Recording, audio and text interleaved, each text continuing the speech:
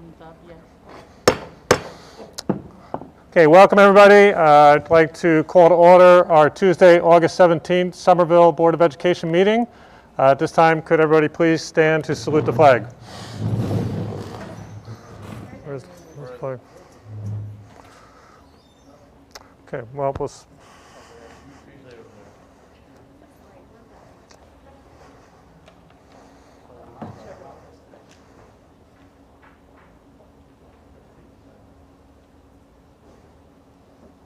well, here it comes.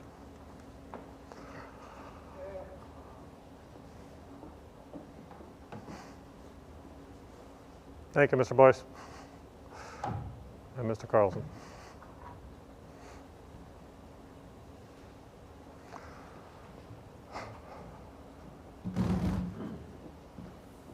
Okay, pledge allegiance to the flag of the United States of America and to the republic for which it stands, one nation, under God, indivisible, with liberty and justice for all. Okay, Mr. Boyce, can you do a roll, please? Yes, Ms. Matthews is absent. Mr. Carlson. Here. Mrs. Olson is absent. Mr. Puntillo. Here. Mr. Jess. Here. Mr. Sergio. Present, sir. Mrs. Van Horn. Here. Mr. Kimmick. Here. Mrs. Fabrizi.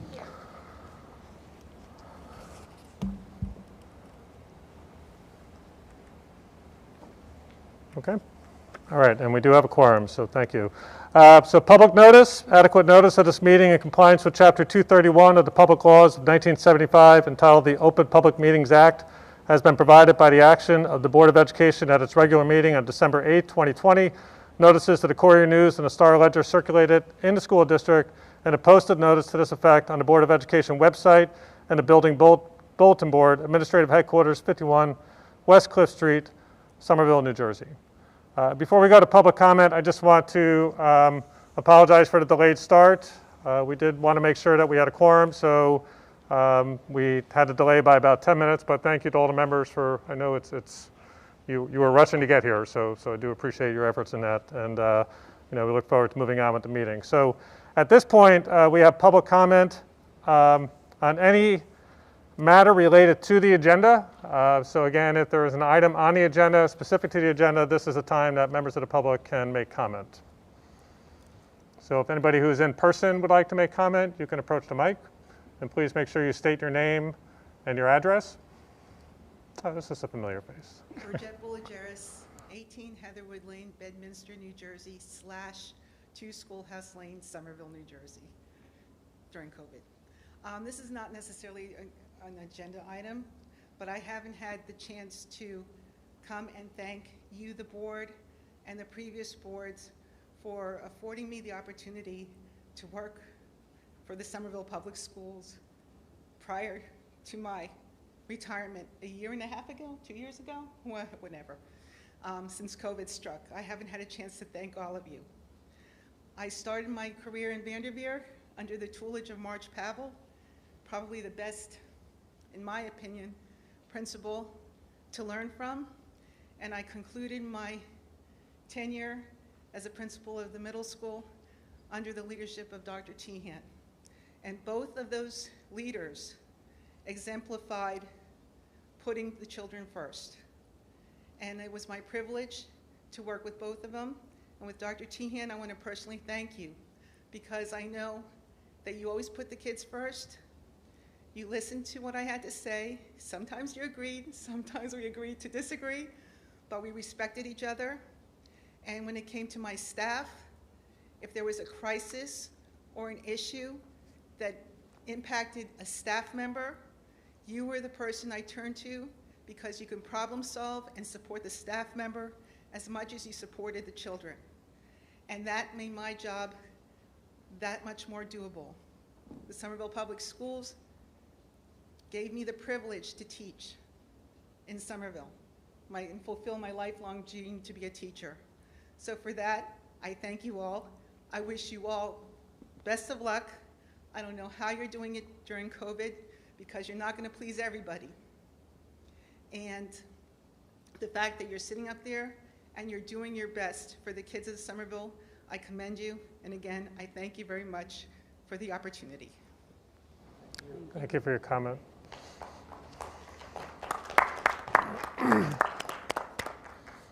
Okay, are there any other in-person comments?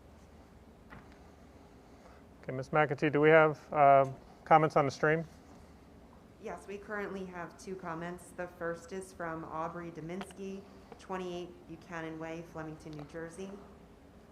Colleagues, or rather, I should say friends, goodbye.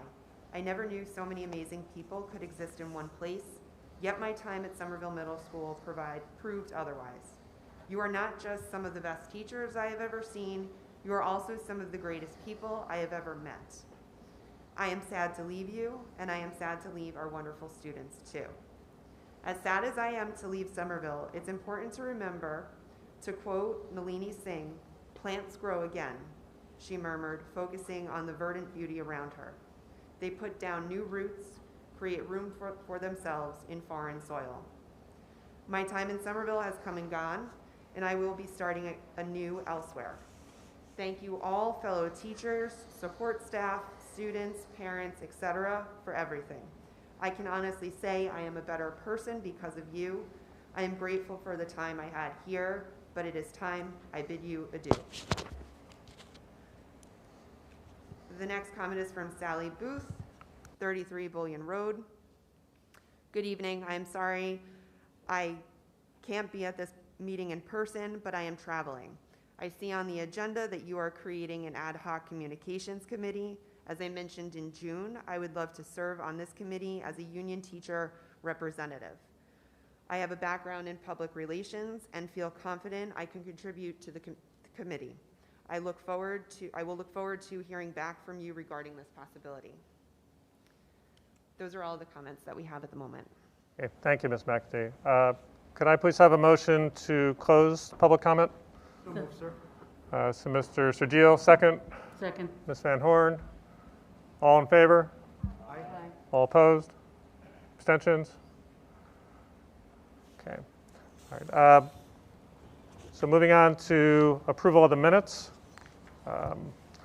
Resolved that the Board of Education approve the minutes of the Board of Education meeting as follows. Our June 15, 2021 regular meeting, our June 15, 2021 executive session, and our July 15, 2021 regular meeting. Is there a second? Second. Okay, Mr. Puntillo, thank you. Okay. Any discussion? Okay, Mr. Boyce, could you do a roll, please? Yes, Mr. Carlson, Yes. Mr. Puntillo, Yes. Mr. Jess, Yes for June, abstain on July. Mr. Sergio, That's the same. Yes for June, I abstain on July, sir. Mrs. Van Horn, Yes. Mr. Kimmick, Yes. Mrs. Fabrizi,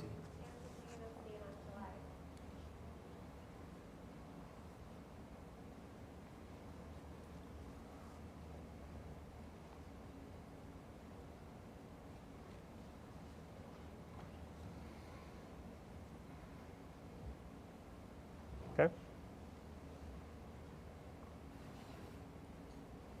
Okay, moving on to President's report. All right, first, before I start with some of my other remarks, is she still here? I don't know if she's still here, but I want to thank Ms. Bolgeris. I had all my children go through Somerville Middle School. My wife was PTO president. She worked closely with Ms. Bolgeris really throughout 2 of my children's tenure at the middle school and even before that. And it was always something where, Ms. Bolgeris went out of her way, I think, to just, work with the children, kind of make people feel special about their presence at the middle school, their time there. And, she's somebody, again, that just has such a history within the district and the community of itself. And it's hard to believe that it's been that long since she retired because the last 18 months, 2 years just seems like such a blur. But I do appreciate that she came out tonight, just address the board, and again, want to thank her for her service and her time and her continued presence in the community, because you'll see her walking around a lot in Somerville if you go for walks with your dog or just walk around, and it's always good to see her. So I hope that everyone's enjoying their summer to date. I know that many of us have been able to travel this summer and reconnect with family and friends. My family was able to see people that we haven't seen for 2 years this summer, and it's something, again, that was very special. So I hope people within the community have had a safe summer, have been able to take advantage of some of that increased flexibility. We have a very full agenda tonight. I want to thank the two candidates who are in attendance tonight to actually express their desire to fill the vacant seat that we have on the board from Ms. Saden's resignation. Again, Jamie Kraska and John Perdente, thank you again for just putting your names in and for going through the process tonight. And when we get to that point in the agenda, we will explain the process in detail for the candidates as well as for any members of the public who are in attendance at that point. On behalf of the board, I'd also like to extend appreciation to the staff that worked the Somerville summer programs. It was a very, very busy summer in the Ville. The in-person programming that occurred was fantastic. It was something, again, that I think the districts should really be commended for the efforts that they made in terms of the hard work on the part of the many teachers, the coordinators, the administrators, and also support staff. This is something, again, that didn't happen in every community, but it's something that was sorely needed, I think, in terms of just that in-person presence and those opportunities for students. And again, thank you to everybody that was involved with that.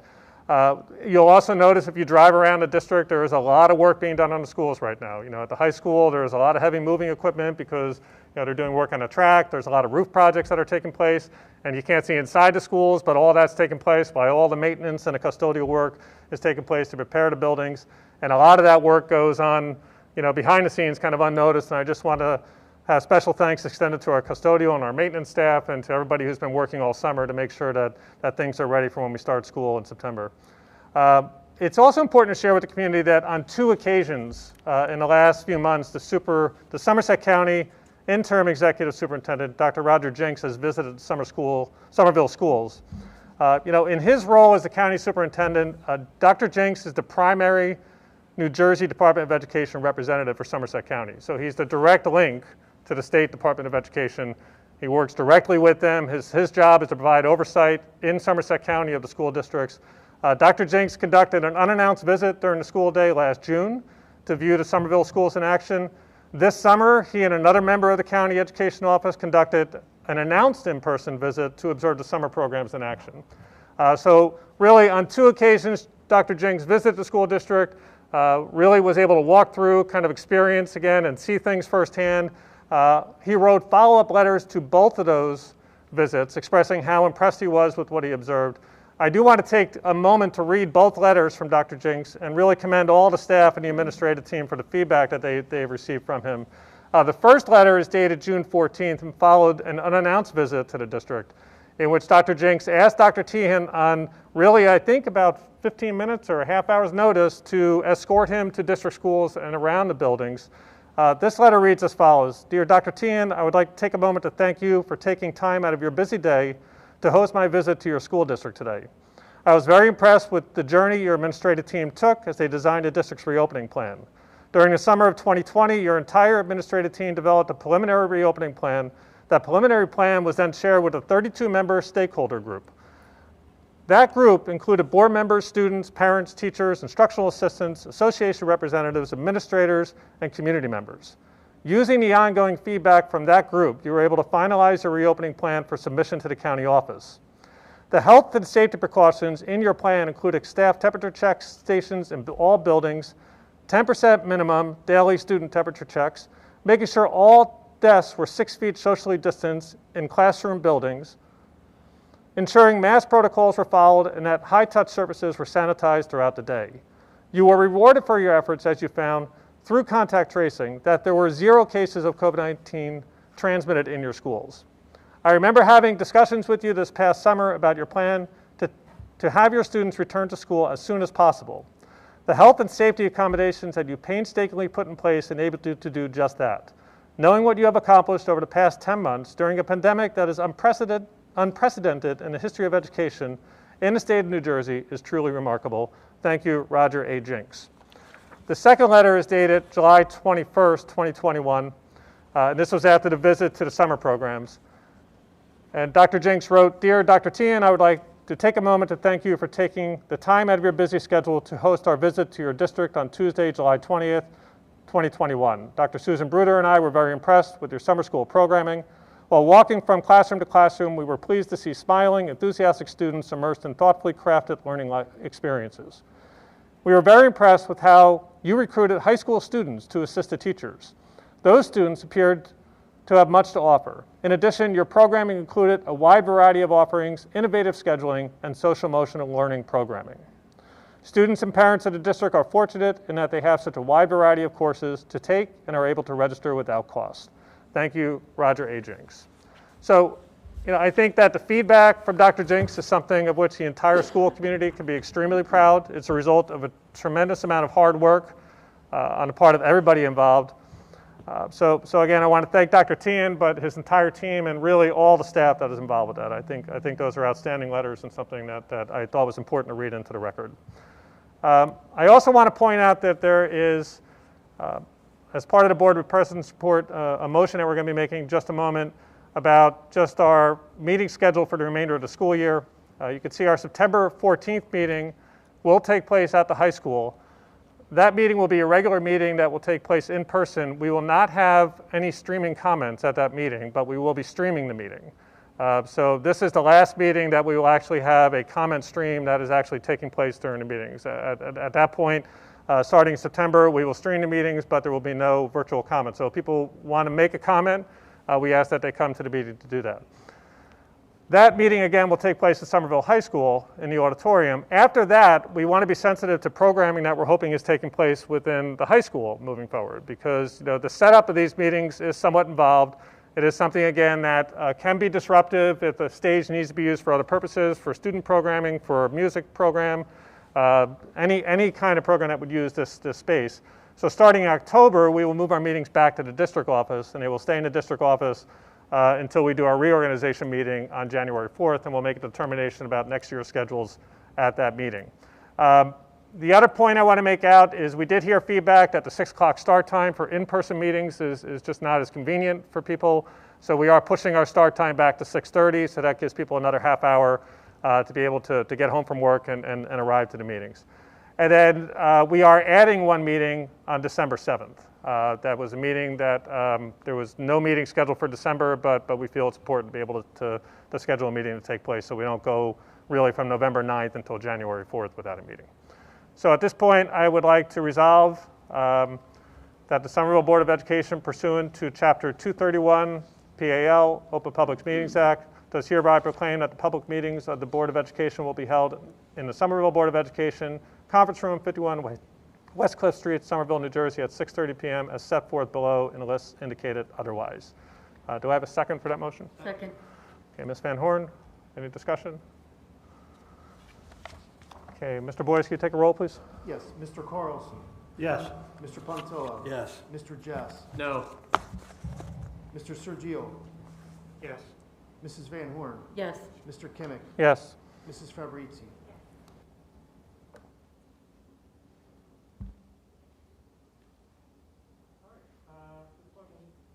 Mute it. I'll turn this over to Dr. Tian for the superintendent's report. Okay, we're going to start off with our professional development plan and district mentoring plan presentation by Melissa Steger, Director of Curriculum Instruction. Do you need me to turn that on? No.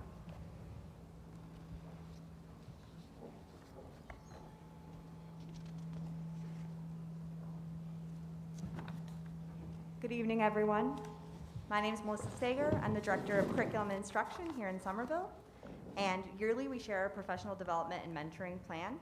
And tonight, I'm going to walk you through what we're looking forward to this school year and how we came to these conclusions. So one of the things we start with is teaching is learning. I was talking to a new teacher the other day, and they said they thought that once they, got the job and got into the classroom, they could finally stop learning. And teaching is one of those things that you're continuously learning because things change as you're moving on. And it's that spirit that we're doing some of our professional development. When we develop our professional development plan, we usually use multiple sources of data. This past year, because of COVID, our data was a little bit different. We definitely use the benchmark data, and that's the data that we have on student growth. The good news is that our students have grown. Looking at the data, people talked about that gap. We don't seem to have that with a large percentage of our students. Conferences with teachers. When we meet with them, having summative conferences, what is it that they think they need? And then we also look at observation data that we've read in their professional development plans. So this is how we come to our professional development plan. But one thing I want to note is last year, due to COVID, and this year, we're doing a lot of program professional development. Prior to that, we started to shift to more teaching efficacy, and we're going to try doing that in this year as well, to give teachers more voice and choice. So we started with the Branchville PD a couple of years ago. We're going to be moving forward with that as well. So that's one of our overreaching goals.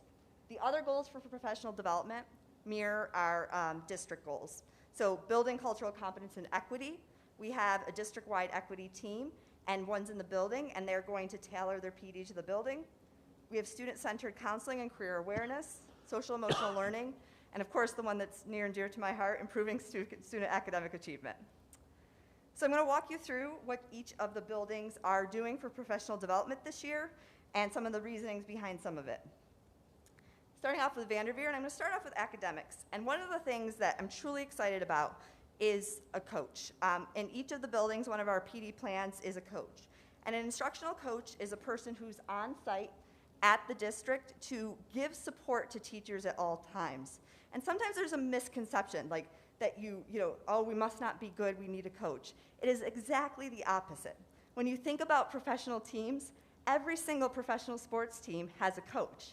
And that's because these are athletes at the top of their game, and they need someone to reflect with and work with. So the coach isn't there to tell anybody what to do. They're there to bring the best out of our teachers, just like the teachers do with our students. So in every building, that's one of our big academic supports. We have foundations, K through 3. We're continuing to train on that. American Reading Company, we adopted it last year. It was used prior for our Tier 1 program.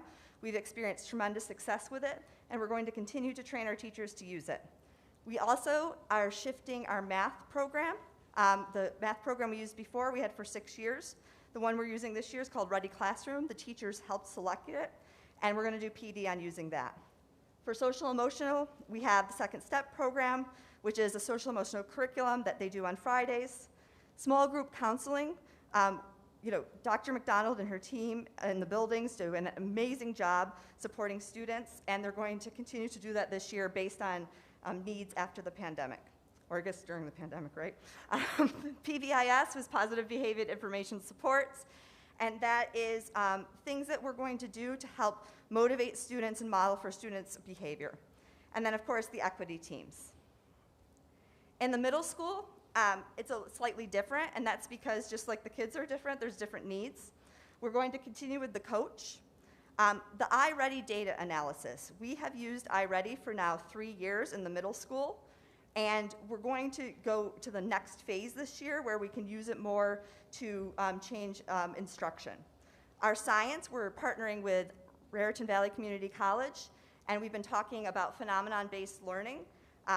Fantastic rewrite of the 6th grade curriculum, and we're going to continue to support that moving forward. And then, of course, differentiated PD. In education and all the time we talk about differentiated instruction, that kids need different things based on their needs. That's what we're going to try to do moving to the efficacy. Change PD choices, give more choices, and teachers can choose it based on where they feel they'd like to grow in their needs.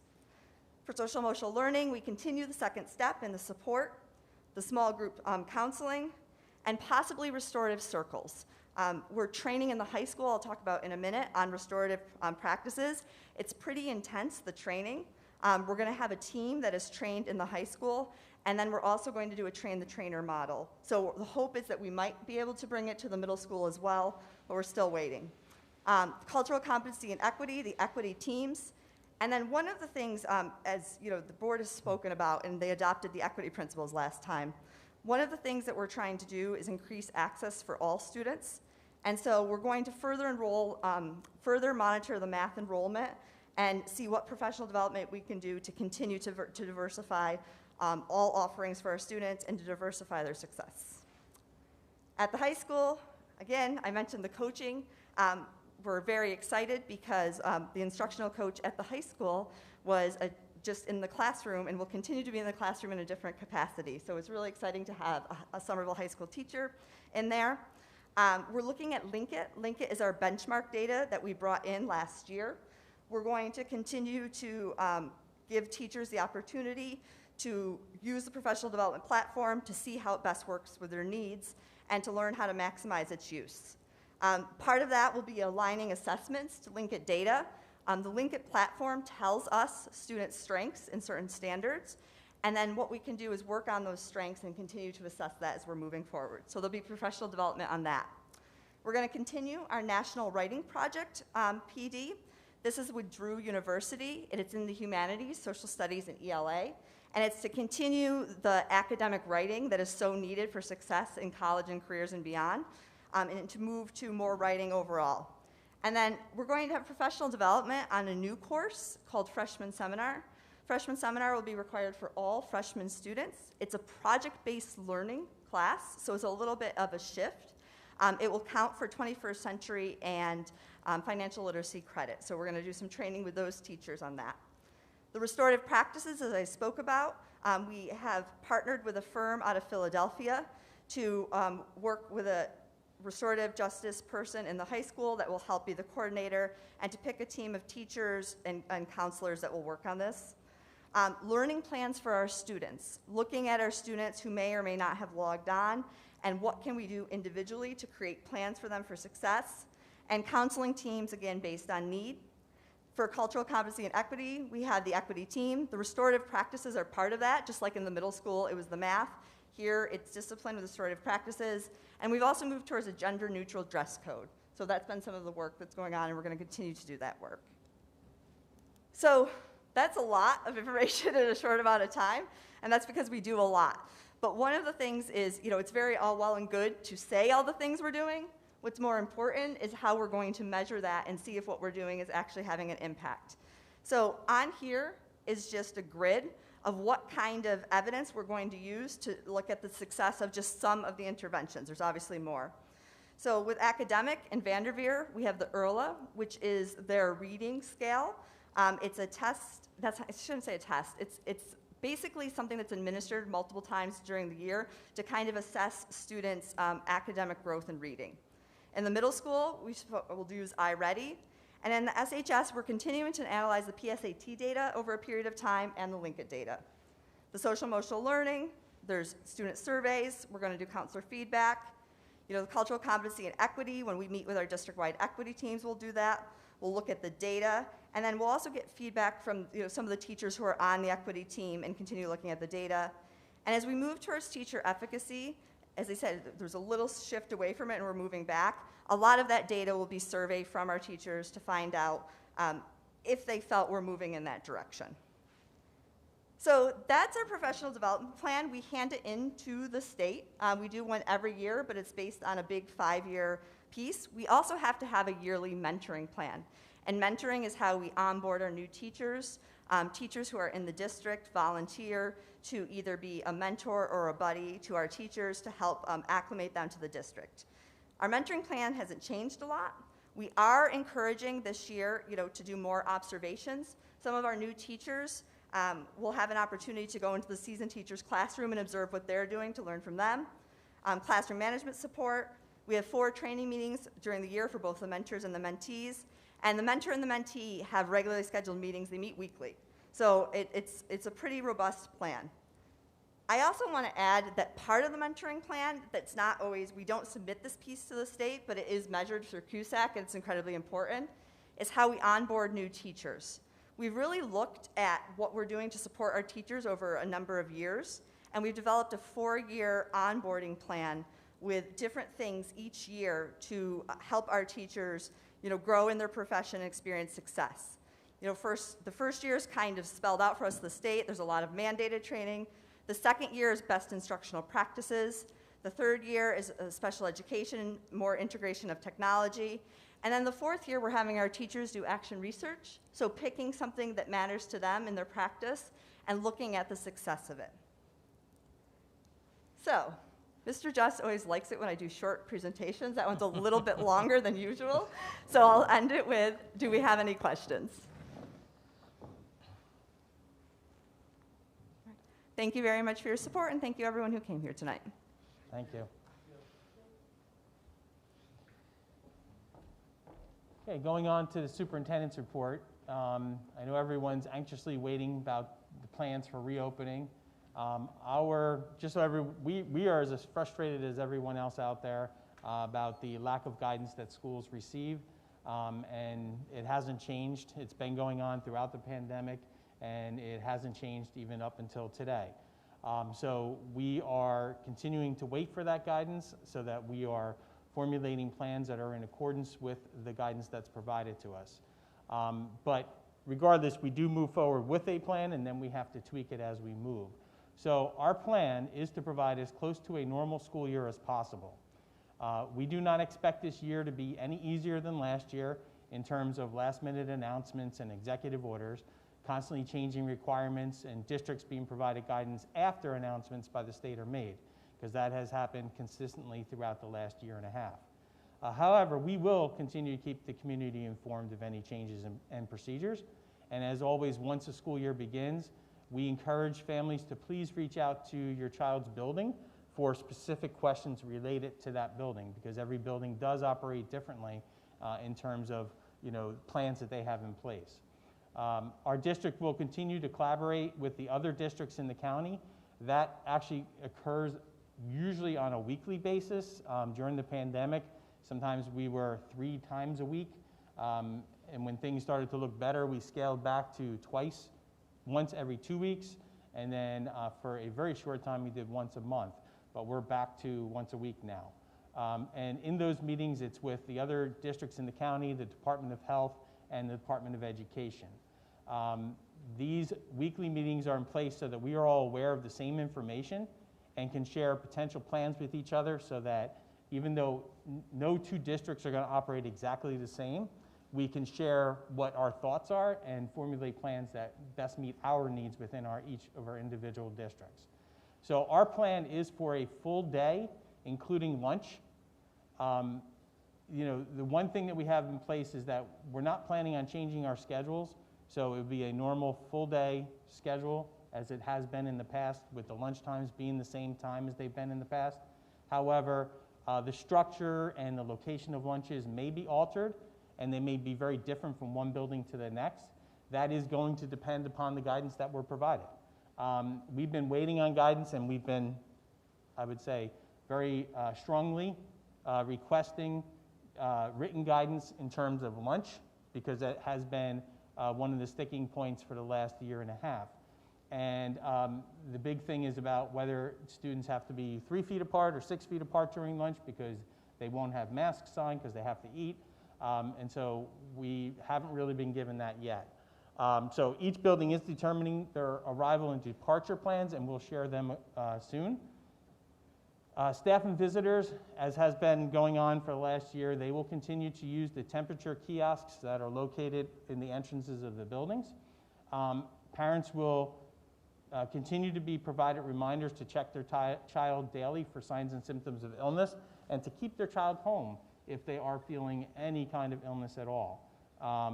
The attestation that we, weekly, I'm checking my child, that was actually recommended that we do not continue doing that. There's no sense in doing that. So districts are not going to be doing that anymore, but they are going to continue to remind parents. We are awaiting guidance on contact tracing, and what that is, as a reminder, is when a person is COVID positive, the individuals that are within a certain distance of that positive person, if they were considered a close contact, then they would have to quarantine.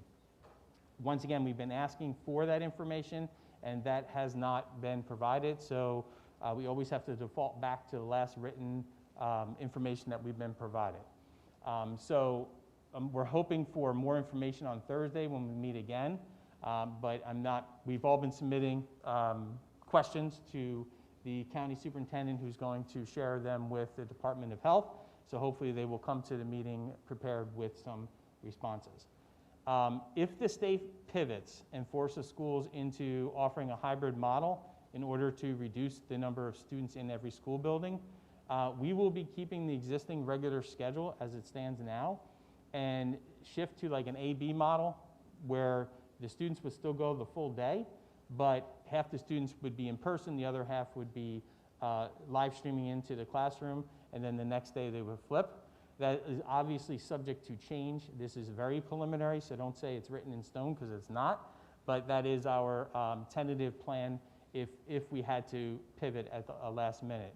And unfortunately, we don't have all the answers at this point, but we hope to know more in the next week.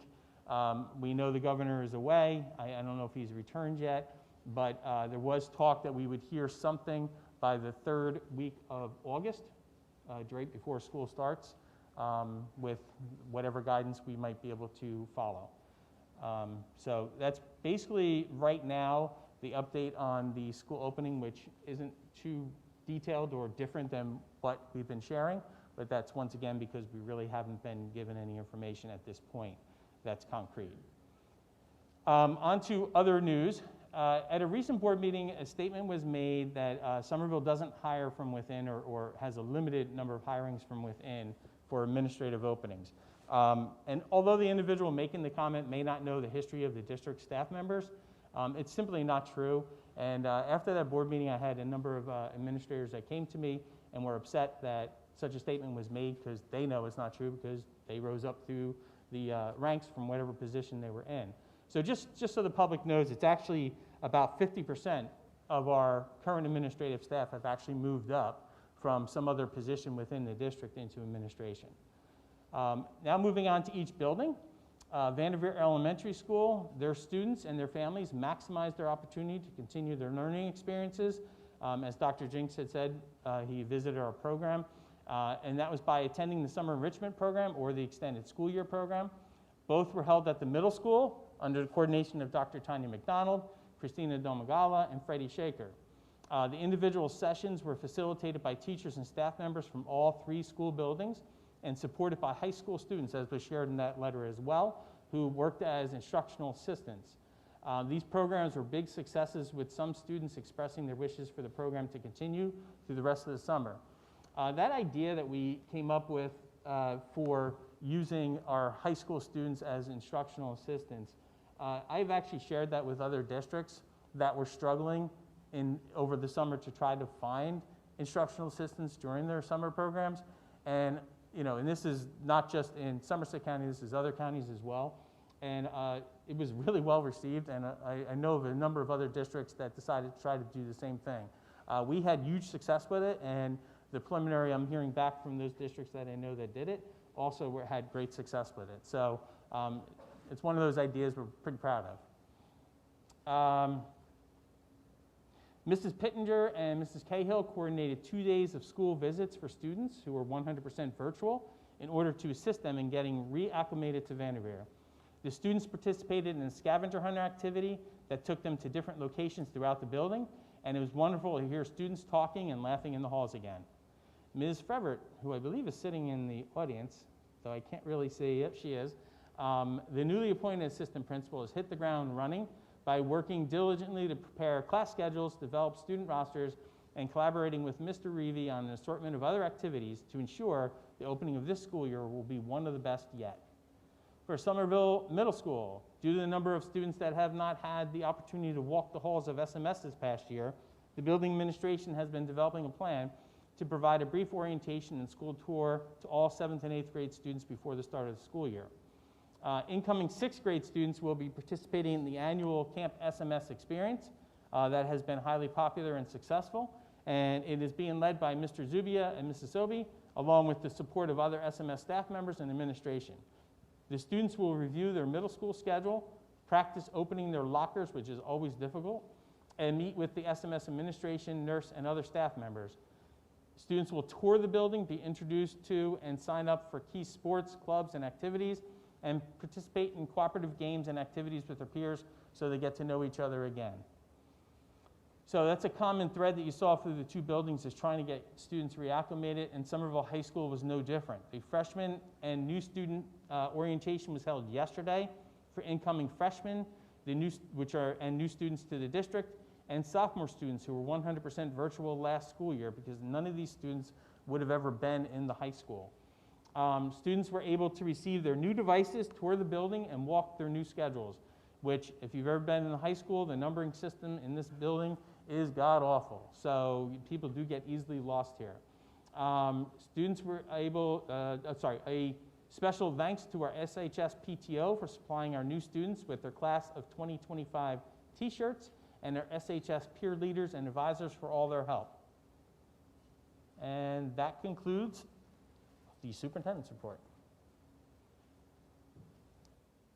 Okay, thank you, Dr. Tian. So at this time, we're going to move on to report of board items and committee reports. So Mr. Carlson, can you take away finance? Yes, I would. Just would like to say a quick thing about the what Dr. Tian politely calls guidance. Is often mandates and requirements from our state, and they're graciously giving us, what, a week to fulfill them, which is pretty much status and as it has been throughout this whole pandemic. So I know that he's taken a lot of grief and outrage from the public as far as the timing when he comes out with his groups. We should all understand that this is really driven by the state. Okay, on the finance end, I have a motion to approve items 1 through 17 based on the recommendation of the superintendent of schools. Item number 1 would be the board secretary's financial reports. Item number 2, the acceptance of the monthly reports. Item number 3, the payroll. Item number 4, the bills list for Vanderveer. Item number 5, line item transfers. Item number 6 is the Esea IDEA grant salaries approval. Item number 7 is the IDEA preschool grant application approval. Item number 8 is the donation to approve a donation to the Somerville Middle School, 1 gallon, 4 1-gallon bottles of hand sanitizer. Item number 9 is the non-public school security aid program. Item number 10, the non-public school technology initiative program. Item number 11, disposal of obsolete materials. Item number 12, again, more disposal of obsolete materials. Item number 13 is a change order for the roof replacement at Vanderveer School. Item number 14 is roofing and HVAC replacement at Vanderveer School project. Item number 15 is the new storage building project at Vanderveer. Item number 16 is the to approve the dual use of educational space for Vanderveer Elementary School. Item number 17 is to award to Open Systems Integrators, Inc.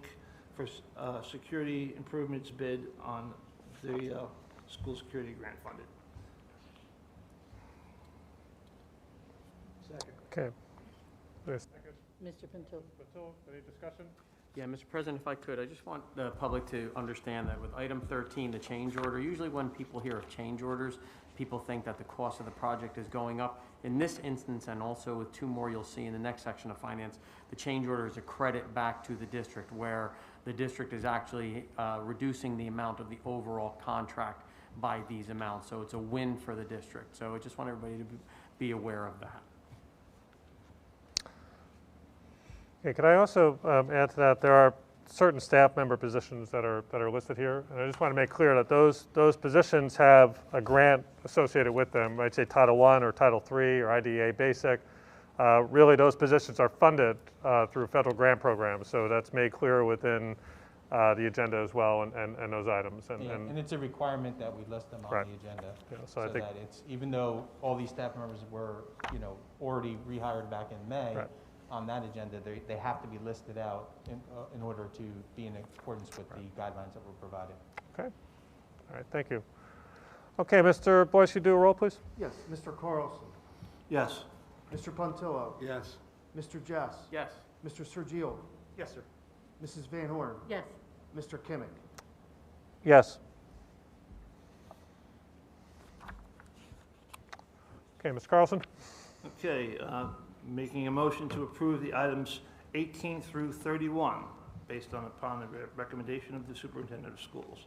Item number 18, the bills list for Somerville High School and district-wide. Item number 19 is the custodial 2021-22 custodial maintenance holiday schedule. Item number 20 is another change order, as we spoke before, of the HVAC renovations. Item number 21 is another change order for the roof replacement at school in Somerville High School. Item number 22 is a joint transportation contract. Item number 3, and that was with Delaware Valley. Item number 3 is another joint transportation contract with Bound Brook Board of Education. Item number 24 is a disposal of obsolete materials. Item number 25 is a approved donation to the Somerville High School in the amount of $9,000 from the Somerville High School Marching Band Booster Association. Item number 26 is Educational Services Commission of New Jersey tuition agreement. Item number 27 is the Educational Services Commission of New Jersey IDEA Part B agreement. Item number 28 is fiscal year 21-22 Esea grant submission. Item number 29 is fiscal year 21-22 IDEA basic grant submission. Item number 30 is the superintendent's merit goals and improvement that he did meet them. And item number 31 is field trips. Second. Okay, thank you, Ms. Van Horn, for the second. Any discussion? Okay, Mr. Boyce, you do a roll, please. Yes, Mr. Carlson. Yes. Mr. Puntillo. Yes. Mr. Jess. Yes. Mr. Sergio. Yes on 18 through 24, sir. I abstain on 25, and yes on 26 through 31. Okay, Mrs. Van Horn. Yes. Mr. Kimmick. Yes for all items, except I abstain from number 25. Okay, and Mrs. Fabrizi. Yes. Okay, thank you very much, Mr. Carlson. So at this point, let's move on to the technology report. So Ms. Van Horn, who is taking over the duties of the Technology Committee Chair for a little while. Okay. Yes, I have a technology update. As mentioned, yesterday was the Somerville High School incoming freshmen and new student orientation. At that time, all 9th grade and new students received a new Chromebook and charger. All students that were coming from Somerville Middle School must exchange their old device in order to receive the new one. Camp SMS will be held August 26th and 27th. All incoming 6th grade and new 7th or 8th grade and 8th grade transfer students will receive a new Chromebook and charger. The 5th grade students that graduated from Vanderveer must exchange their former device to get their new one. Prep for the new school year is underway. New staff devices are being distributed with professional development provided on the use of the district tech resources. There are new district-approved digital resources. There's new classroom and office technology set up. The device buyback program is in progress. Vanderveer, the VDI upgrade is completed, and CrowdStrike cybersecurity has been installed. And that does it for technology update. Okay, thank you very much, and we'll keep it with you for curriculum. Okay, curriculum committee last met on June 15th. We discussed the approval of the iReady and ASL text. The plan for curriculum-focused PD and the yearly retreat was shared. An overview of the new freshman seminar course was spoken about. This class will meet with financial literacy and the 21st century requirement. The success of the American Dream Night run by Aida Waba and Rich Sarles was shared. Curriculum shared a plan to give administrators access to EduPlanet and having building administration determine how they would like to use it this year. And we discussed what support students were going to need for the upcoming school year. That does it for the report.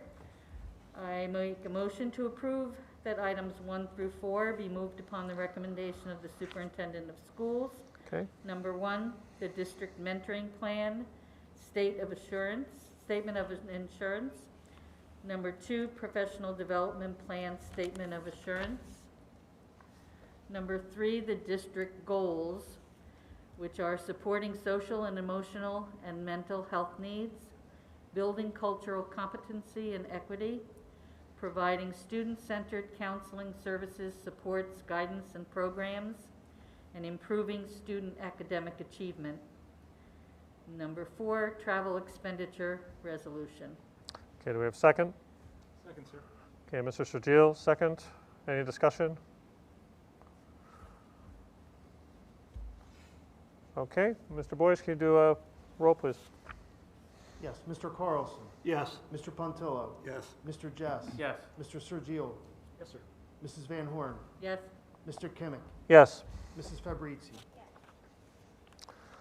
Okay, thank you, Ms. Van Horn, for both reports. Moving on to Buildings and Grounds, Mr. Pontillo. I want to thank Mr. Kimmick in his opening comments. He did a very good job at bringing everyone up to date as to what's been going on this summer, getting ready for the school year. I do want to add that all of the work orders are being done in a timely fashion, but I also want to inform you that in our October meeting, we will be presenting the work that's been done through the summer and discussing the capital projects going forward. Okay, thank you, Mr. Pontillo. Athletics, Mr. Sergio. Thank you, Mr. President, Madam Vice President.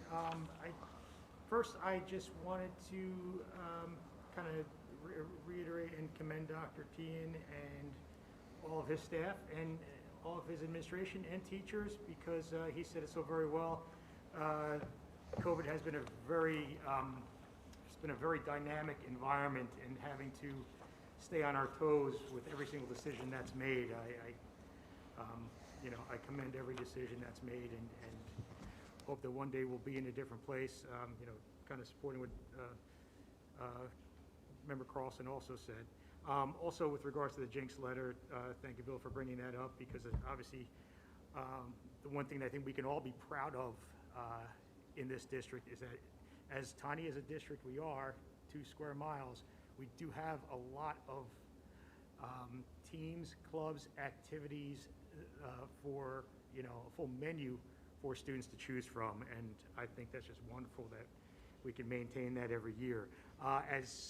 And then last but not least, Mr. President, what you said, yes, I hope everyone did have or is still having a very active summer. I sure have, work-wise and pleasure-wise, and the highlight of my summer is I was able to play golf with some of my board member buddies here, so I hope everyone else is enjoying their summer. I do not have too much of a report today. I will say that, the first half of the year, I have had open conversations with Director Davis. We have deferred our meetings because, just like everything else, he's also working with a very challenging environment to make sure that all the sports clubs and activities that are approved were completed, and I want to commend him for that as well. So we decided to defer our meetings until later this year. So we have scheduled our first meeting for next Thursday, August 25th. I'm planning on a quarterly schedule to do that. Some of the items that we may be discussing would be the track progress, the phase approach, and how that works into all the indoor and outdoor clubs, teams, and plans, other miscellaneous items. Right now, as band camp, football, soccer, cross country, tennis, they are all moving along, and I'm looking forward to reporting on that next month when that gets started. So now, just with regards to our first meeting next Thursday, I'm sorry? Oh, this is the 26th. Thank you for that correction. That'll be Thursday, August 26th. That may be subject to change. I know he's absent right now, and looking forward to his return. So, but that's my report, sir. Yes, I do.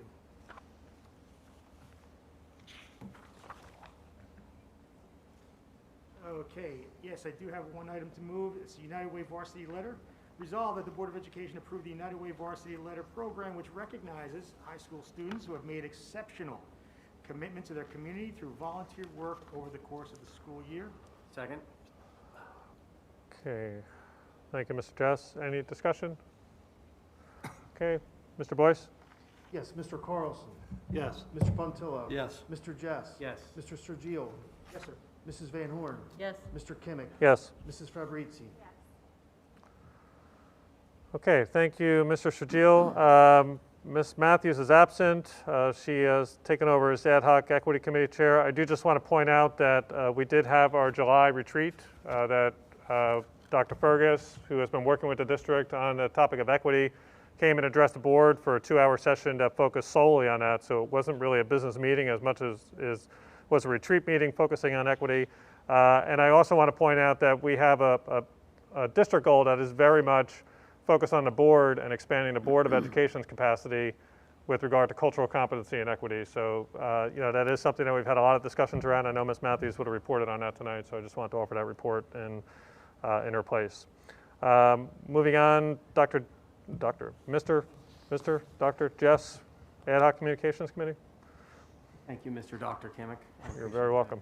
Good evening, everybody. As Mr. Kimmick mentioned at the beginning of the meeting, the board has formed an ad hoc communications committee, and the main purpose is to ensure that all communication to and from the district is being received well and is being presented well. So from administration to staff and from staff to administration, from the district to the community and from the community back to the district, we want to ensure that we're clear in our communication and that if there are any issues that people can come to us and express what those concerns are, and they'll be discussed and we'll work out an equitable solution.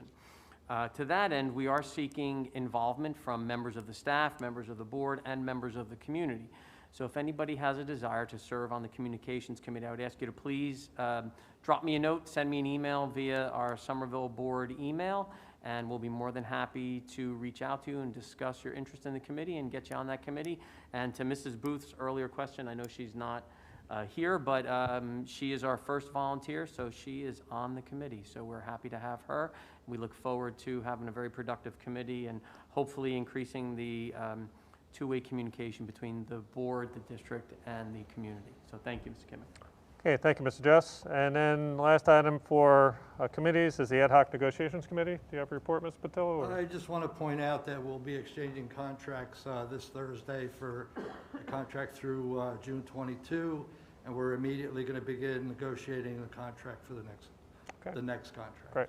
Okay, thank you very much for that update. Moving on to personnel, Dr. Tian.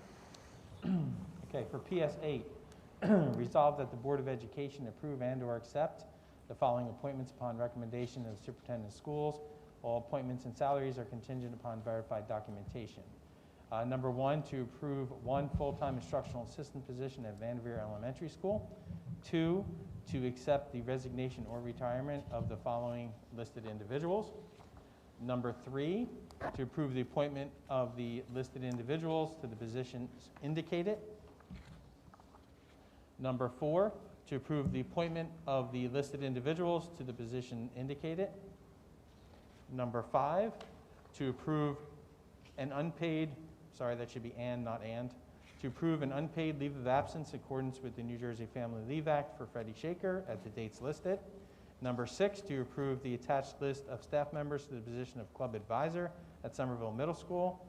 Number 7, to approve the attached list of staff members to the position of coach at Somerville Middle School. Number 8, to approve the appointment of the listed individuals to the position of Camp SMS co-coordinators at Somerville Middle School. Number 9, to approve the appointment of the listed individuals to the position of counselor for Camp SMS.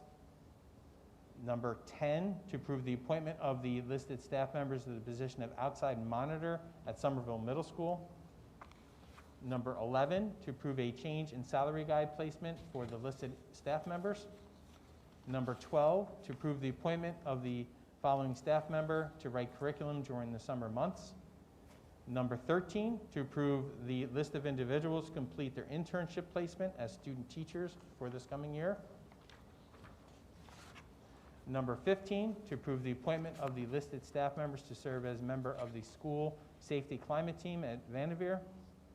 Number 16, to approve the following staff members to the position of club advisors at Vanderveer for the coming school year. Number 17, to approve the appointment of all Vanderveer Elementary School PS5 staff members to the position of AM, PM staff monitor on an as-needed basis. Number 18, to approve the appointment of all Vanderveer Elementary School PS5 staff members to the position of detention monitor on an as-needed basis. Number 19, to approve the appointment of the listed staff members to the position of grade level leader at Vanderveer. Number 20, to approve the transfer of the listed individuals. Number 21, to approve the appointment of Michelle Lanouette to provide CRRSA ESSER 2 academic tutoring in ELA and mathematics during the summer months. That's it, sorry. Okay, can we have a Almost motion done. for that? So moved. Okay, Ms. Van Horen was first, we need a second. Second. Carlson, any discussion on those items? Okay, Mr. Boyd? Mr. Carlson, Yes. Mr. Puntillo, Yes. Mr. Jess, Yes. Mr. Sergio, Yes. Mrs. Van Horn, Yes. Mr. Kimmick. Yes. For 9 through 12 and district-wide, resolved that the Board of Education approve and/or accept the following appointments upon recommendation of the Superintendent of Schools. All appointments and salaries are contingent upon verified documentation. Number 22, to approve 3 newly created full-time instructional assistant positions at Somerville High School. Number 23, to approve the transfer of the listed individual. Number 24, to approve the appointment of Daniel Fenko to the position of ARP ESSER grant-funded translator for the months of July and August. Number 25, to accept the resignation and retirement of the listed individuals. Number 26, to approve the appointment of the listed individuals to the positions indicated. Number 27, to rescind the appointment of Anna Hackett from the position of part-time bus driver. Number 28, to approve the listed individuals to complete their internship placement as a student teacher. Number 29, to approve the appointment of Elizabeth Michaels, a professor at Raritan Valley Community College, to teach in the SOLID program at Somerville High School. Number 30, to approve the appointment of the attached list of individuals to the position of substitute for the 21-22 school year.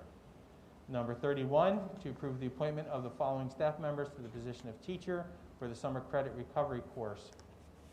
Number 32, to approve the appointment of Michael Scamba to the position of weight room supervisor for the summer month. Number 33, to approve the appointment of the listed staff members to the school improvement panel at Somerville High School. Number 34, to approve the appointment of the following staff members to serve as members of the school safety climate team at Somerville High School. Number 35, to approve the appointment of the attached list of individuals to the position of volunteer at Somerville High School. Number 36, to approve the appointment of the attached list of individuals to the position of coach at Somerville High School. 37, to approve the appointment of Ashley Joshi to the position of anti-bullying specialist at Somerville High School. 38, to approve the appointment of David Demashki to the position of alternate anti-bullying specialist at Somerville High School. Number 39, to approve an unpaid leave of absence in accordance with the New Jersey Family Leave Act for Sean Temple at the dates listed. Number 40, to approve the enclosed employment contract for Brian P. Boyce, business administrator. Number 41, to approve the newly created one-year grant-funded coordinator of ESSER grant-funded supports district-wide. And number 42, to approve the job description for the coordinator of ESSER grant-funded supports. And number 43, to approve a paid medical leave for Elise Seltzer, teacher of special education. Motion. Okay, thank you, Mr. Second was Second, sir. Mr. Shadil. Any discussion? Before we vote, I just want to thank the leadership team. Really, the number of appointments on here is the result of a ton of interviewing, a ton of hard work, and actually going out and finding staff that we feel are exemplary and really reflective of the efforts that we want to do. And because this is the only business meeting this summer, that list is rather long because of the amount of hiring that was taking place. So I do want to thank the team for that because there's countless hours behind that. I know that's just a tremendous amount of work. So thank you for your efforts on that. We do have more coming on the next one before a lot of leave replacements. Yeah. A lot of people having babies or staying home with babies. So. Yeah, but thank you for the efforts there. All right, Mr. Boyce? Yes, Mr. Carlson, Yes. Mr. Puntillo, Yes. Mr. Jess, Yes on everyone and no on 41 and 42. Mr. Sergio, Yes. Mrs. Van Horn, Yes. Mr. Kimmick, Yes. Mrs. Fabrizi. Yes. Okay, moving on to old business. Are there any old business items from members of the board? Okay, could I have a motion to close old business? So moved. That was Mr. Carlson, second Mr. Shadil. All in favor? Aye. Aye. All opposed? Abstentions? Okay, and moving on to new business. Are there any new business items that members of the board would like to introduce? Ms. Fabrizi? In light of some of the communications that we've received from the community, I would like to make a motion to ask the superintendent to begin to investigate the feasibility of changing the policy that we have that prohibits homeschooled students in the community from participating in sports and activities. Okay, so we have a motion on the floor. Mr. Boyce, do you want to clarify the wording of that? I have that, that the motion is that Dr. Tehan investigate the feasibility of the policy regarding homeschooled children playing athletics. I'll second that. And who is the second? Mr. Carlson. Carlson? Okay, is there any discussion on the motion? This is for visiting the policy, correct? This is just review of the policy? I think the request is to investigate the feasibility. It doesn't mean that we would actually change the policy at this point. I think, Ms. Fabrizi, you can, Yeah, I think it's maybe time to look at the language again and see what the roadblocks are and see if we're still on the right path or if it's time to change it. so I guess at that point, it's to open a discussion and to direct Dr. Tian to enlist the administrative team and begin to look at what's involved with that process and see what the consequences of making a policy change would be. Is that clarifying properly? Okay. Are there any other questions or discussion? Okay, Mr. Boyce, do you want to restate what we're voting on Okay, at this point? I hope I have this right. The motion is that Dr. Tehan investigate the feasibility of policy changes regarding homeschooled children playing athletics. Okay, so we have a motion on the floor and a second from Mr. Carlson. So at this point, and I believe this is something that all members can vote on because Yeah, this would yes. be, okay. So can you do a roll, Mr. Boyce? Yes, Mr. Carlson, Yes. Mr. Pontillo, No. Mr. Jess, Yes. Mr. Sergio, Yes. Mrs. Van Horn, Yes. Mr. Kimmick, Yes. Mrs. Fabrizi. Yes. Okay, so the motion passes. Okay. Okay, are there any other new business items? Okay, can I have a motion to close new business? So move, sir? Okay, Mr. Shadil, second. Second. Okay, Ms. Van Horn, all in favor? Aye. All opposed? Okay, new business is now closed.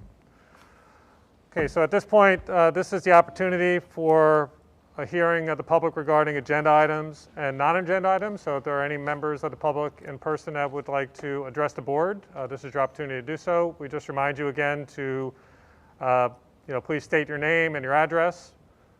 And again, just be sensitive, I think, to the length of your remarks as well. Okay, thank you.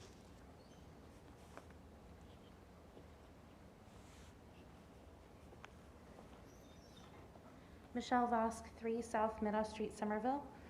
At the last meeting, I raised concerns that the board was not capable of providing a non-biased review of the allegations against Dr. Tehan, and requested, with the backing of other taxpayers, to provide such a review from a third party. This request was denied, stating that the taxpayers are the third party. If that is the case, I'd like to now request that you put together a panel of taxpayers to review these allegations. If a petition with 100 signatures requesting this is not enough, please tell me how many taxpayer signatures it will take to initiate the process, and I would be happy to gather those. There are also ways to create a safe, anonymous space for teachers to air their concerns without fear of retaliation from administration. If you'd like some ideas on how to facilitate that, please let me know. I want to make something clear. When a taxpayer raises concerns about the management of the district, and the response of the board is to encourage someone to run for a board position if they don't like the board's approach, this is not leadership. Full stop. Leadership is seeking to constantly improve and create the best environment for our students. Leadership is taking concerns seriously and not blindly dismissing anyone with a differing view. Leadership is being humble and willing to serve even when you are volunteering your time, as you have reminded us so many times that being on the board is a volunteer position. Approving a bonus for the superintendent seems ludicrous with the allegations against him, in addition to the non-renewals and resignations of teachers who are not remaining in the district being announced tonight, including a teacher who is tenured and named Teacher of the Year. While I would not suggest that every one of these resignations are directly related to the culture at the district, there have been teachers to step forward who have resigned, confirming the toxic environment, which should be further investigated. The merits at which he was evaluated are not attached to the board agenda, so while he may have met them, whatever they may be, there are very obvious issues that need to be explored further. I would also like to point out that in terms of legal fees since 2017, Somerville has paid a radically higher cost than surrounding districts. Bridgewater has paid $112.75 per student. Branchburg has paid $153.90 per student. Manville has paid $152.74 per student. Somerville has paid $312.82 per student. I am waiting on information from Boundbrook as well, in addition to calculating the turnover rate and number of administrative positions at each of these schools compared to Somerville, which I'm hoping to share in the next meeting. I'm also filing a complaint with the School Ethics Commission based on the board's handling of the vote of no confidence. These egregious costs, in addition to dozens of comments from teachers about the conditions of the culture in this district, are very concerning. I was hoping to share these with the board.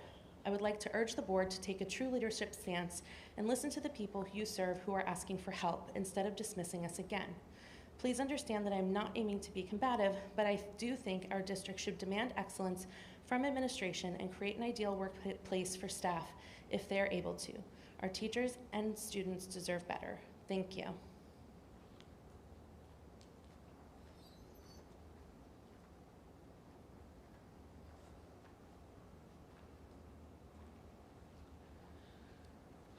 Bronwyn Pucci, 63 West Orchard Street, Somerville.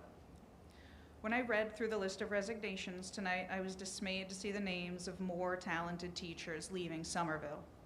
And as I've been listening to comments from some of our teachers, often submitted anonymously to protect their jobs, I've been increasingly concerned and brokenhearted to hear the myriad ways they're not being supported, neither by building administration, particularly at the middle school, nor by the Board of Ed. I'm not at all surprised that despite everything they put up with, our teachers come in every day, put on their game faces, and find new and creative ways to teach and support their students, because that's what teachers do.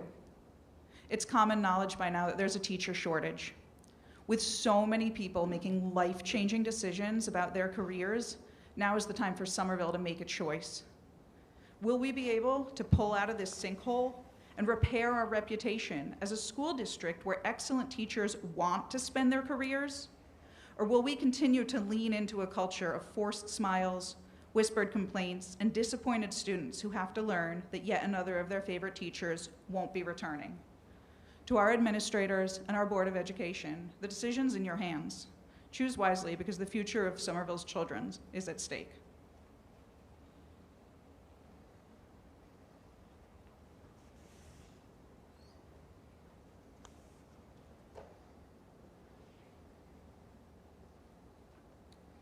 Good evening.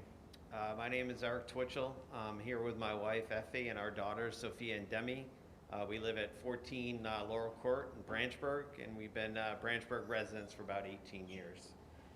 Sophia is going into her junior year of high school. However, she doesn't attend Somerville High School. She's homeschooled. She loves tennis and would like to play on a team, and she asked us if she could play for the Somerville High School team. We were told that homeschoolers are not allowed to participate, so we're here to find out, what can be done about allowing homeschoolers to participate in sports. Thank you.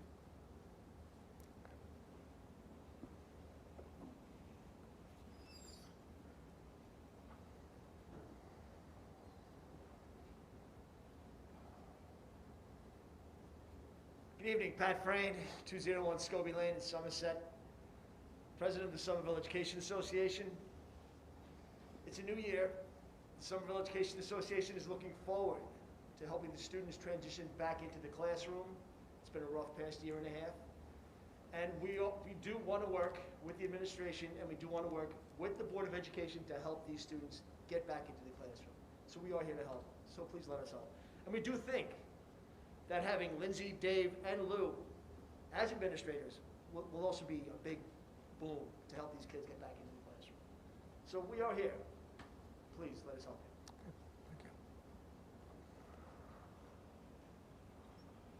you. Are there any other in-person comments? Okay.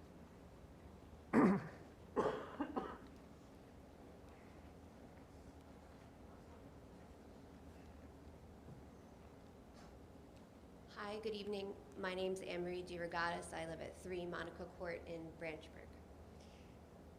I understand the board's position on masking, and I am aware that you have to follow the governor's mandates.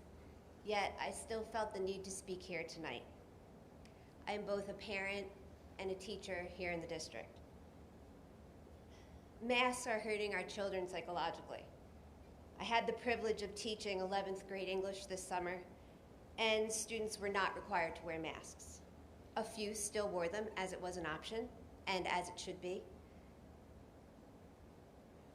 Nonetheless, I would feel better if they had the option and were not forced to wear them. I want you to know that during summer school, not one student was sick. No illness ensued. The students were so happy. They told me they needed to be back in class. They need to be learning and have normal conversation with peers and teachers. They told me that virtual instruction was terrible, and the reason they were in summer school was because they couldn't do the work at home, and coming to class masked up in school didn't work either. The 6 feet of being separated and no contact and no standing together in the hallway needed to end. They were excited to be back to normal, and now we have this terrible news. I am worried about our kids. They have done what they were asked to do for an entire year with the mask wearing, and it's been too long. I asked the board to consider addressing the governor on this issue. I'm sure that you've gone to dinner over the course of the past 12 months. You wore your mask in the restaurant, you sat down at your table, you removed it, you sat shoulder to shoulder with your other guests, and you had no issues. Why in the world do children sitting at their desks, distant from one another, need to have a mask on? This is hypocrisy at its finest. I was with 20 students all summer, no masks. We talked, we laughed, we shared, we learned, and we had no issues. No one got sick. Teachers cannot teach well in a mask, and students cannot learn and thrive in a masked up classroom. If we follow the science, we can see the virus is not detrimental to kids. And masks certainly are not a healthy option for our students. They have been shown to exacerbate anxiety and pose breathing difficulties. It has been noted that masks become breeding grounds for bacteria and lead to other health issues. I respectfully ask that you consider our kids' health on multiple levels. Thank you for your time. We appreciate the tough decisions that you have to make, and that we ask, if at all possible, that you work and send a letter to Governor Murphy and ask him on behalf of our district, as other districts have been doing, and join the fight against this mandate. Be on the side of the health of our children. Thank you.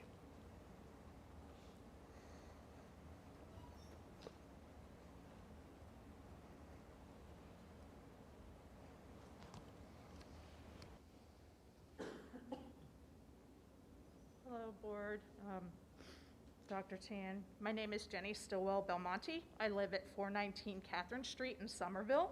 I have 2 students in the district at Vanderveer and Somerville High.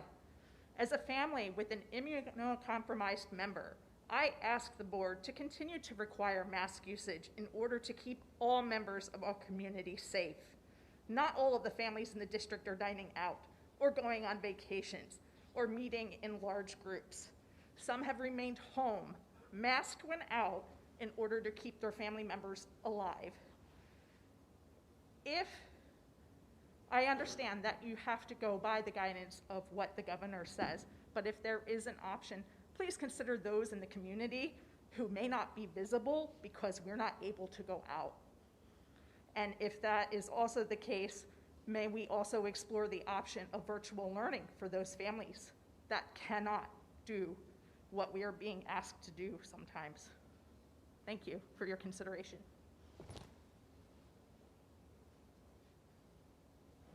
Okay, are there any other in-person comments? Okay, Ms. McAtee, is there anybody in the feed virtually? We have one more comment this evening. This is from Megan Lazarte, 88 Devonshire Court, Hillsborough. I just wanted to say congratulations to Ms. Frevert on her new position as VP at Vanderveer. It is much deserved. Looking forward to a great year. Okay, thank you.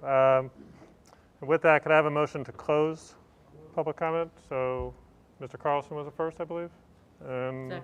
Second, Ms. Van Horn. All in favor? Aye. All opposed? Any abstentions? Okay, so public comment is now closed.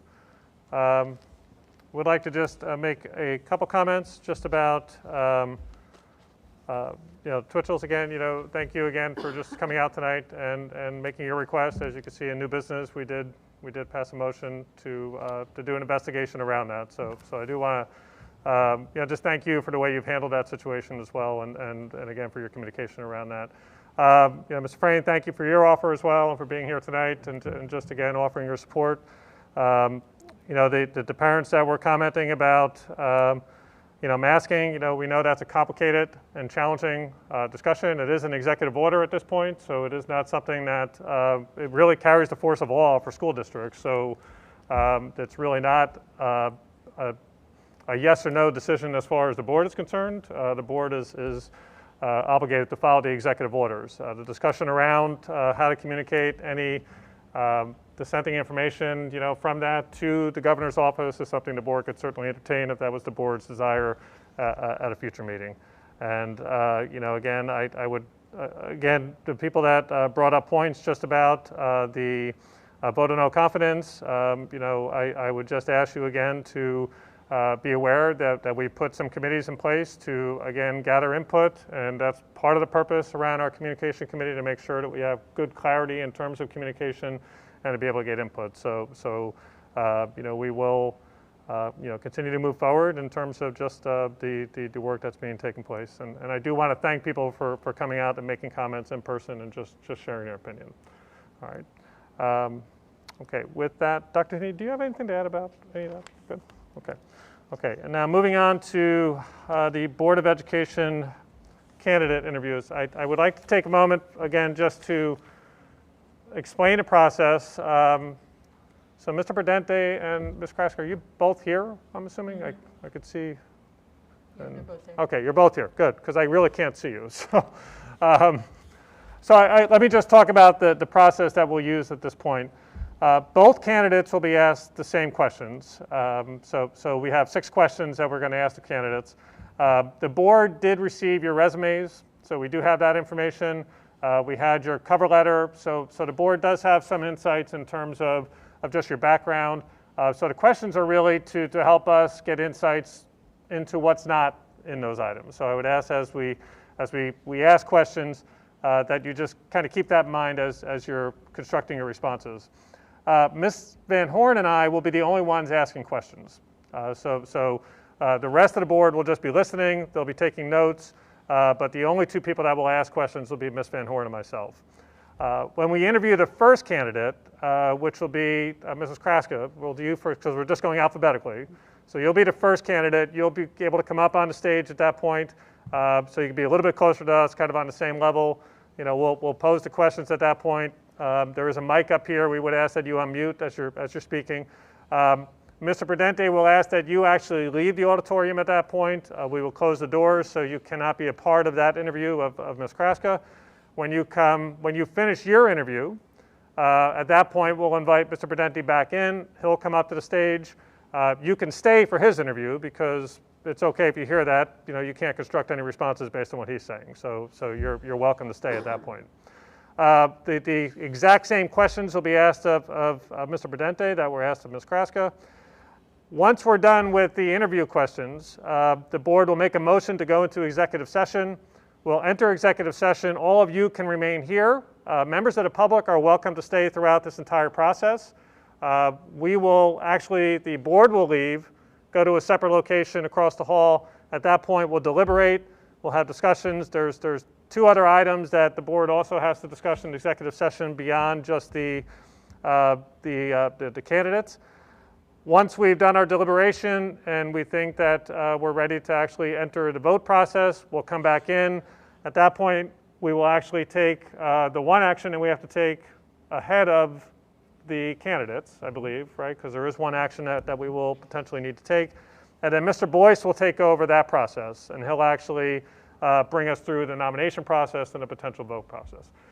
When all of that's done, whoever the candidate is that's being appointed, they will be sworn in tonight. We'll ask them to come up to the stage, mainly to put in place the idea that that candidate can have some work done in terms of background checks, those types of things, and actually join the board at the next meeting. So the goal is to have that person seated and actually joining the Board of Education at the next meeting. So that is the process that we will use. Mr. Boyce, did I miss anything, or was that accurate? Did not. Okay. It was perfect. Okay, thank you, Mr. Boyce. That was all because of your tutelage. So, so at this point, we are going to enter into our interview process. I would ask Ms. Krask if you could join us up here on the stage, and Mr. Prudente, if you could exit, and we'll have, I believe Ms. McAtee is going to escort you back in once we're ready. All right. Be careful of that wire.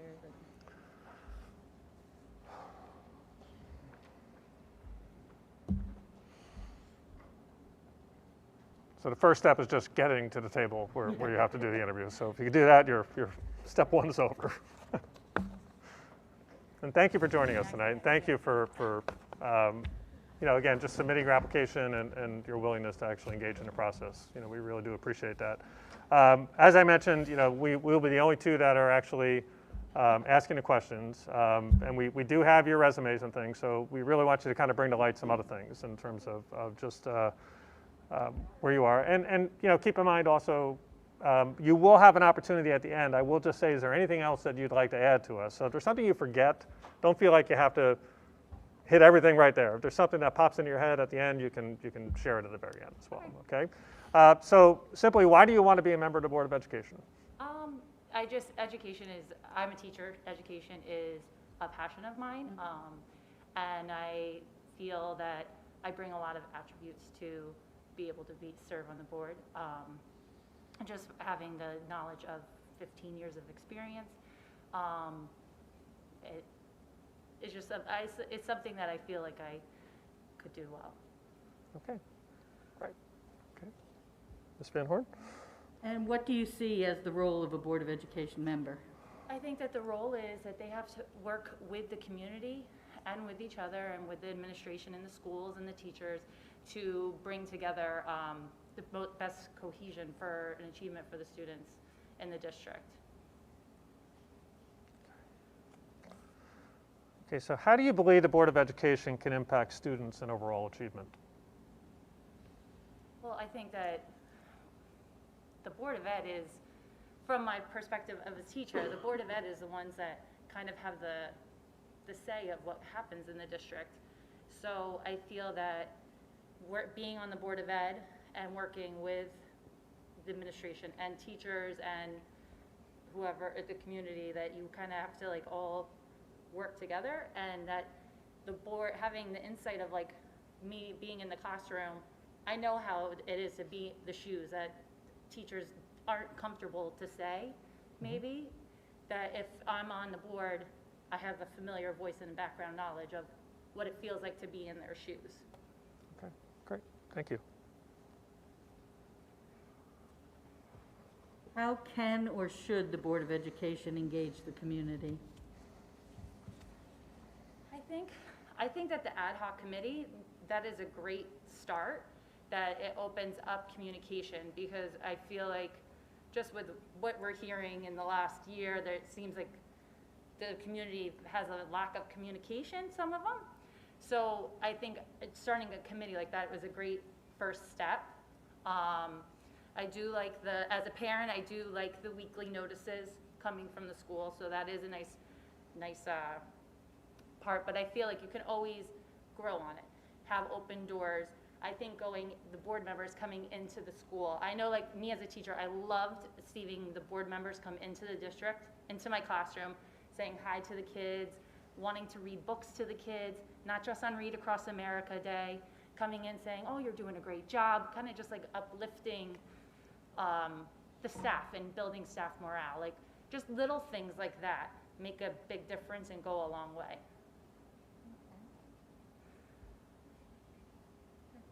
Your next question. Oh, I have them, okay. Do you understand the time commitment that will be required if you are our successful candidate? I understand that it is going to be a very I understand the time commitment. I know that it's going to be an uplift of,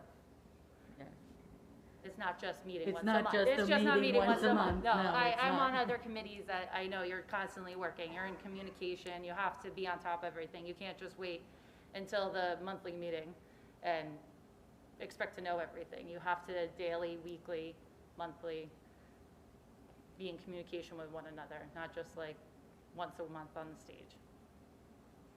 Okay, great. So, we asked you those 5 questions. Is there anything else you'd like to share just about your qualifications or just about your desire to be on the board? So like I said, I am an educator. As well as being an educator, I am on the board for the Somerville Alliance for Food Education. I'm the treasurer. I have also organized events with that. I started the Somerville Gymnastics Booster Club from scratch. So I was the board president of that up until recently. I stepped down. So I feel that with the experience I have of being an educator and being in the community and volunteering, that I would be an attribute to the Board of Education. Sorry, I feel like I'm not looking over here because I'm talking to them. Okay. Okay. So that concludes our questions. I want to thank you very much for just, again, your desire and just sharing that information with us. So we'll ask you to step down now, and then we'll have Mr. Prudente come in. We'll do the same questions with him, and then we'll go deliberate. Thank you. Okay, thank you. Thank you.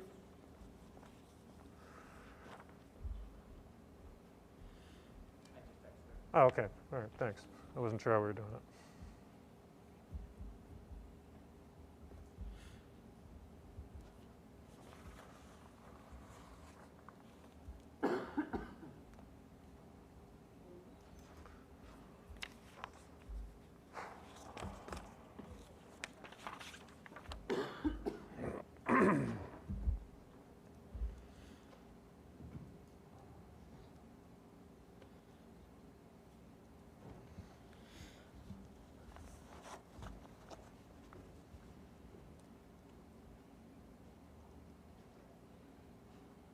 Hi, Mr. Prudente. Thank you for coming tonight. Keep it up, but yeah, it's kind of whatever you're comfortable with. Okay. So, Mr. Prudente, as I mentioned in the opening, we're asking you the same questions that we asked Ms. Kraska. What I would remind you about is we all have your resume. So you submitted your cover letter, your resume. We did read those items as well, so everybody's familiar with that. So really, the questions are really to kind of fill in any gaps that you feel might exist from that. At the end, I will ask you a question of, is there anything else you would like us to share? So if there's something that you kind of miss on a question or something, you'll have an opportunity to kind of fill that in if you'd like to do that. So the first question is, why do you want to be a member of the Board of Education? Well, for the reasons why I was on years ago, a couple of reasons. You want to give back to your community, one, but also being on a board, I've learned that when you hear, a lot of times I hear people come up and they make comments, public comments, which is really good, but a lot of times you don't realize the board, which is a policy-making board, is limited in what they can say to the public. So I think it's important that people know that, and it's important that we give back to our community. As you saw from my resume, all the stuff I've done involved with the community, and I've been here my whole life, so I want to continue to be involved with the community. Thank you. And what do you see as the role of the Board of Education member?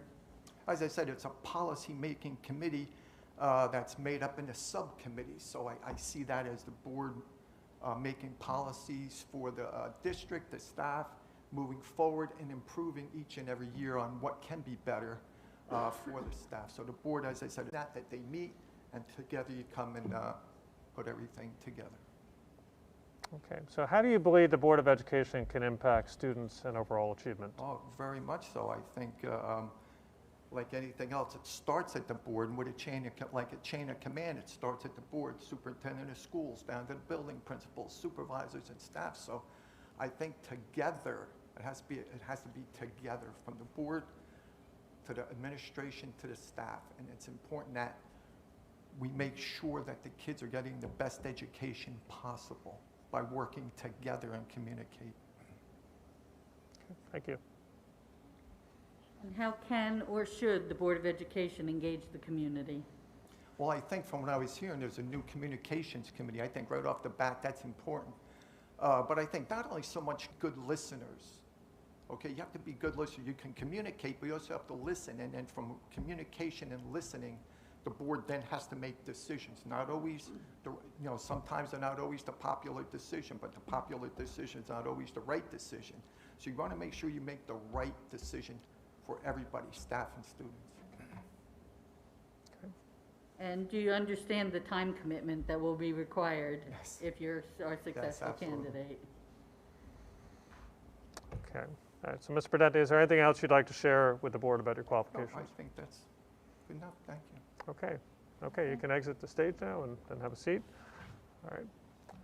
Okay, so at this point, can we have a motion to enter executive session? So move, sir. Okay. Second. All right. Do I have to read this portion? Yeah, I kind of do, don't I? All right, so resolved that the Board of Education move to recess into executive session to discuss negotiations, personnel matter, board candidate deliberation, and matters falling within attorney-client privilege with respect to those subjects. The minutes of the executive session, to the extent permitted by law, will be made available to the public once the issues are resolved, subject to confidentiality requirements. We had a first on that was Ms. Van Horn. All right. Okay, is there any discussion? Okay, all in favor? Aye. All opposed?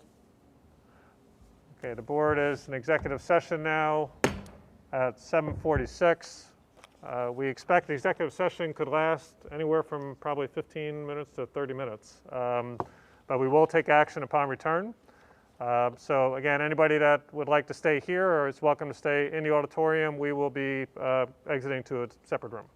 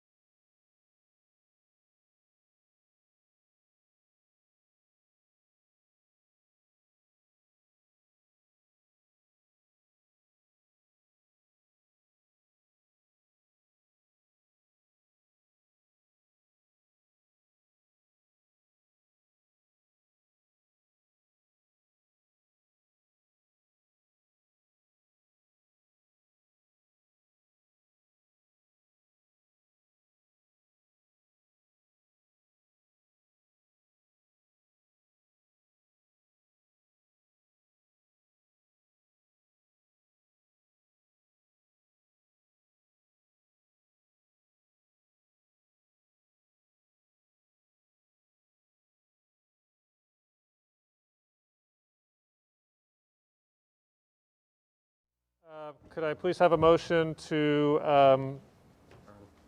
end executive session and enter public session? So moved. So Ms. Van Horn is the first and Mr. Carlson was second. All in favor? Aye. All opposed? Abstentions? Okay, the board is back in public session at 8:10. Okay, as we said, we have a couple actions that we're going to be taking as a result of executive session. The first is a resolution I'll read now. Resolved that the Board of Education accept the termination of employee number 42826 effective August 19th, 2021. Is there a second?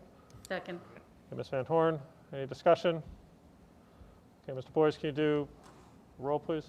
Yes. Mr. Carlson. Yes. Mr. Puntillo. Yes. Mr. Jess. Yes. Mr. Sergio. Yes. Mrs. Van Horn. Yes. Mr. Kimmick. Yes. Mrs. Fabrizi. Yes. Okay. Okay, Mr. Boyce, I'll turn this over to you at this point. Okay, thank you, Mr. Kimmick. At this point, Jamie Kraska for the position of Board of Education member. okay, are there any other nominations?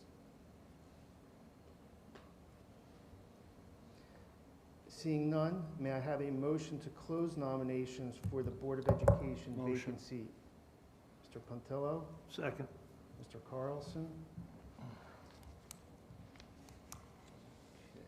Mr. Carlson, Yes. Mr. Puntillo, Yes. Mr. Jess. Yes. Mr. Sergio, Yes. Mrs. Van Horn, Yes. Mr. Kimmick. Yes. Okay, at this point, I would like to ask for a motion on the following resolution.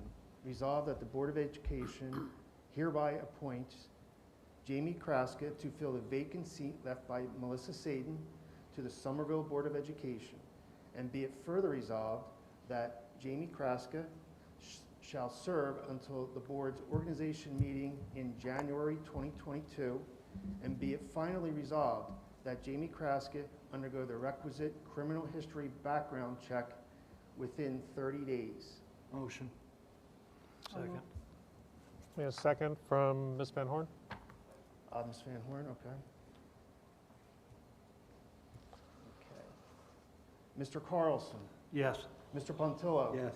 Mr. Jess. Yes. Mr. Sergio, Yes. Mrs. Van Horn, Yes. Mr. Kimmick. Yes. Okay, motion passes. Welcome.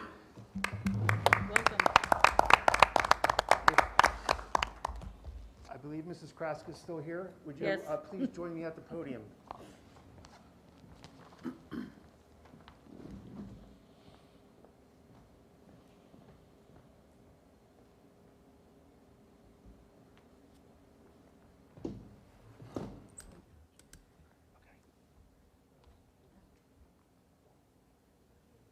Going for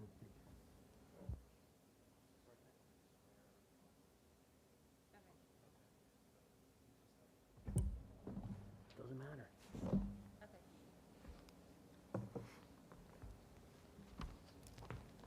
Okay, would you please raise your right hand and repeat after me? I, Jamie Kraska, I, Jamie Kraska, do solemnly swear do solemnly swear that I will support the Constitution of the United States that I will support the Constitution of the United States and the Constitution of the State of New Jersey, and the Constitution of the State of New Jersey, and that I will bear true faith and allegiance to the same and that I will bear true faith and allegiance to the same and to the governments established in the United States and this state and to the governments established in the United States and this state under the authority of the people, so help me God. under the authority of the people, so help me God. I, Jamie Kraska, I, Jamie Kraska, do solemnly swear do solemnly swear that I possess the qualifications prescribed by law for the office of member of a Board of Education, that I possess the qualifications prescribed by law for the office of member of a Board of Education, and that I am not disqualified as a voter pursuant to RS 19:4-1, and that I am not disqualified as a voter pursuant to RS 19:4-1, nor disqualified due to a conviction of a crime or offense listed in NJSA 18A 12-1, nor disqualified due to conviction of a crime or offense listed in NJS 18A:12-1, and that I will faithfully, impartially, and justly perform all the duties of that office and that I will faithfully, impartially, and justly perform all the duties of that office according to the best of my ability, so help me God. according to the best of my ability, so help me God. Congratulations. Thank you. Welcome.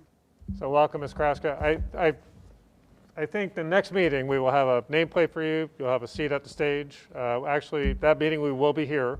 I do want to point out, I know you have children, so if you want to bring them to the start of the next meeting, we can kind of do a staging of your swearing in if you want, and get some pictures, that kind of thing, because that's always fun to do. But I want to thank Mr. Prudente again for your desire to run for the board again. I know you've actually submitted your paperwork to actually be on the ballot as well.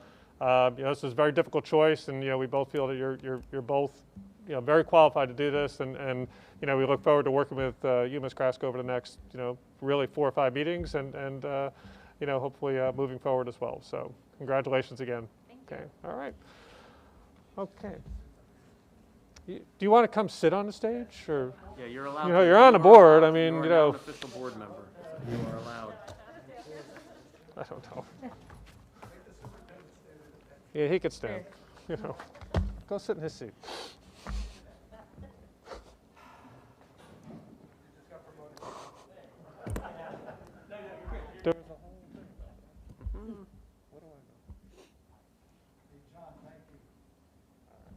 Yes, thank you. John, thanks, buddy. Okay, so at this time we have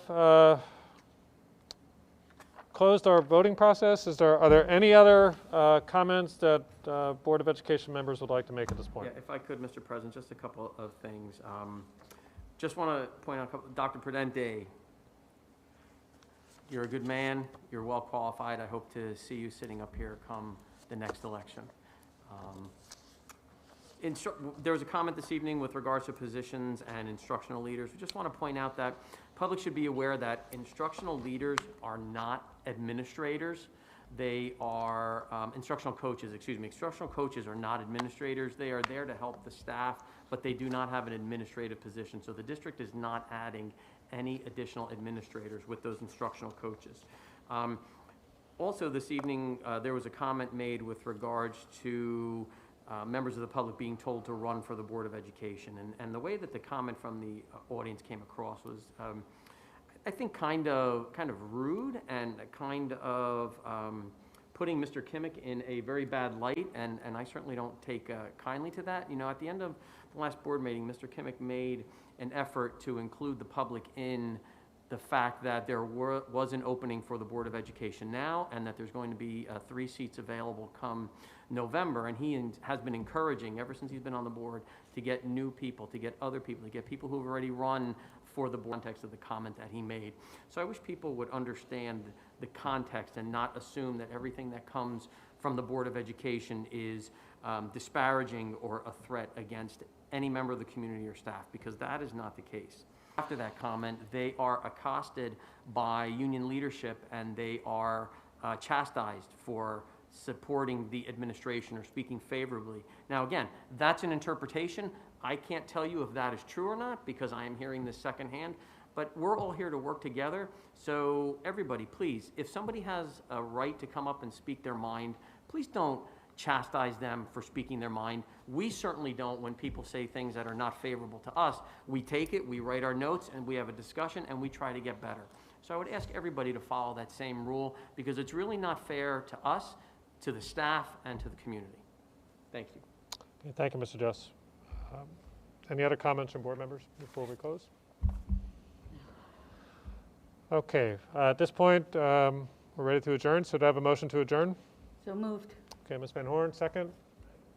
Mr. Carlson, okay. Mr. Boyce, I don't think we need to do a voice call for this. So just all in favor? Aye. Aye. All opposed? Okay, and we are adjourned at 8:20. Thank you very much for all the members of the public and for the board members. Have a great rest of the summer.